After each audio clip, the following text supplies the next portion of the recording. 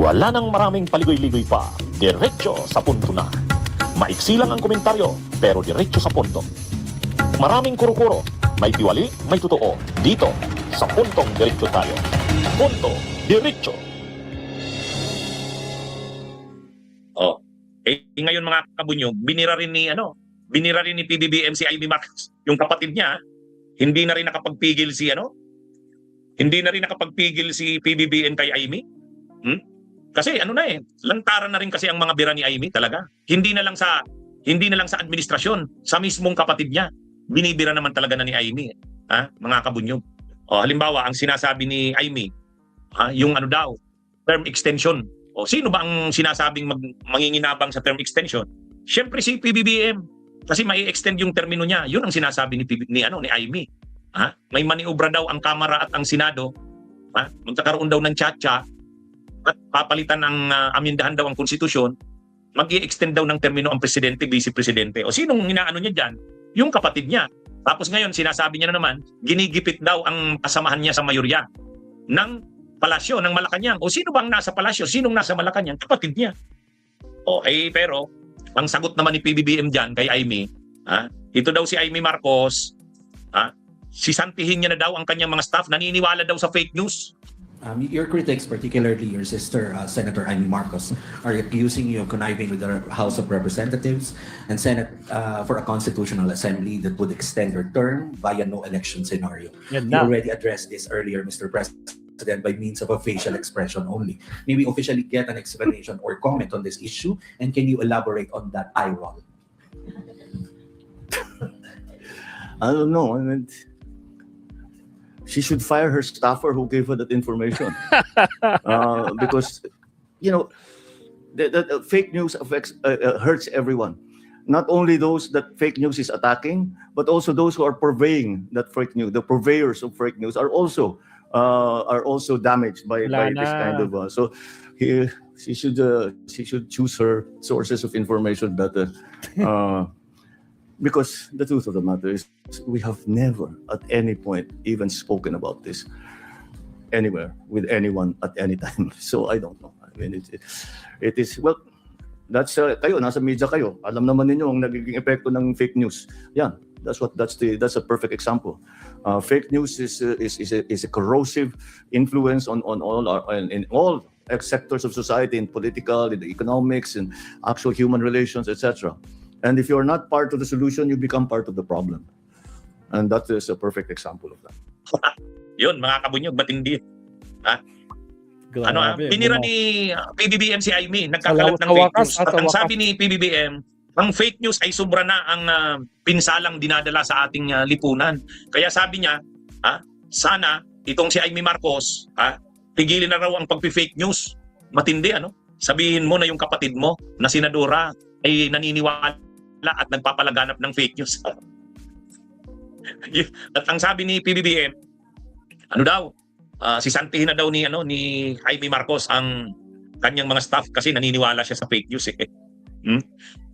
Yan yung bira ni PBBM kay Amy. Actually, pagdating niya pa lang sa Japan, tinanong na yan si PBBM kung anong masasabi tungkol sa sinasabi ng kanyang kapatid na no elections. Umismid lang umismid si PBBM, no comment. Pero sa pagkakataong ito, nag-comment na siya. Sabi niya, sabi ni PBBM, paano fake news naman yung yun? Fake news naman yung sabi na yan na magkakaroon ng no elections, no. Kaya kung naniwala daw si Amy doon sa staff niya, itigil na daw yung fake news kasi nakakasira yan. At si Amy daw, sisantihin niya yung kanyang staff niya. Yung staff niya. Pinapanindigan ni PBBM na hindi totoo yung kinakalat ni Amy. Ito namang si Amy, talaga kasing pinapalabas niya parang ang kapatid niya gustong manatili pa sa puder ng lampas sa 2028. Sinisiraan niya talaga ng todo. Agoy. Kaya lang, sabi ni PBBM, fake news daw yan. Ang sagot naman ni Amy, may sagot naman si Amy dyan. Ang sabi ni Amy, paano daw yan naging fake news? Paano daw yan naging fake news na mismo? Inamin na daw mismo ng dalawang senador na totoo nga na nandun sila sa meeting. Paano daw yan naging fake news? Totoo daw yung sinabi niya na nagkaroon ng meeting Inamin na. Actually, ang tinutukoy ni Amy na umamin na senador ay si Siping. Soto at si Lacson. Siping, Totoo naman, umamin si Soto at si Lacson, pero ang naging pag-amin ni Soto at ni Lacson, ang inamin ni Soto, na totoo ngang may meeting sila ni Speaker Bujidi doon sa Soler. Pero ang agenda nila hindi naman tungkol sa Chacha, hindi sa Noel. Hindi yun. Hindi daw yun ang agenda nila. Binanggit lang daw ni Speaker Bujidi. Parang informal na usapan, sinabi lang ni Bujidi, SP, Senate President, paano kung halimbawa magkaroon ng Chacha? Halimbawa dagdagan ang mga senador. Dagdagan daw ang mga senador, hindi na 24 lang. Bawat regions daw may senador na. Tinanong daw siya ng ganon. Hindi, ang sabi niya daw, hindi niya daw alam kung anong reaksyon diyan ng kanyang mga kasamahan sa Senado. Tatanungin niya daw. Kaya ang sabi nga ni Soto, ang tanong nga ni Soto, ang sabi ni Soto, dahil ba ni-raise ni Bujidi yun? Ibig sabihin, kasabwat na ako, hindi ko nga alam na babanggitin yung ganyang proposal. Pero sabi niya, hindi niya alam yun at hindi siya pumayag doon. Ang sabi niya, tatanungin niya ang mga kasamahan niya sa Senado. Anong masasabi niya? Si Lacson naman, ang sinabi ni Lacson, hindi naman talaga siya pinatawag doon. May meeting din siya ng araw ng gabi na yon sa parehong lugar, sa Soler. Ay nang dumaan na daw siya, tinawag daw siya ng staff ni Senate President Soto, pinapasok siya. Kaya nga pagsabi niya daw, talaga bang dito ako? Parang nagkamali yata ako ng pasok. Ang sabi ni Soto, ay ni Lacson, may isang meeting daw, kasama niya yung iba-ibang mga political analyst, katulad ni Lito Banayo, o kasama daw siya doon, nagmi-meeting daw sila regularly. Kwininto niya daw yun. So ibig sabihin, sabi ni Lacson, actually, ang source ni Lito Banayo, na siya namang nagkwento kay Amy Marcos, ay si Lacson. Kaya sabi nga ni Senador Ping Lacson, kung sikreto yung bagay na yon, bakit ko ikikwento? Tama naman, Tama naman. Kaya sabi ni, kaya itong sinasabi ni Amy Marcos, na hindi daw fake news yung sinabi niya, kasi inamin na daw ng dalawang senador na totoo ngang nagkaroon ng meeting. Totoong nagkaroon ng meeting. Kaya lang ang pinapalabas kasi ni Amy, kasabwat si Lacson, kasabwat si Soto. Samantalang ang sinasabi nga ni Soto at ni Lacson, hindi nila alam yung agenda na yun tungkol sa Chacha.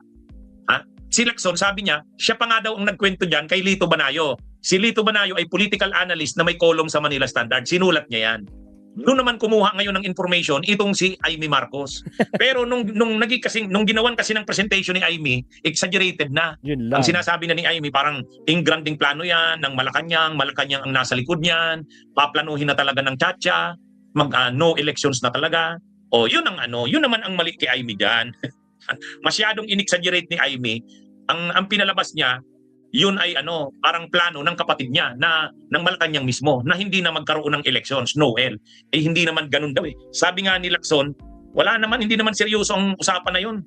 Pangalawa, kaya niya nga kwininto kay sa iba kasi hindi naman sikreto yun. Kumbaga, bakit daw masyadong inexaggerate at iniba na daw ni Amy Marcos ang kwento.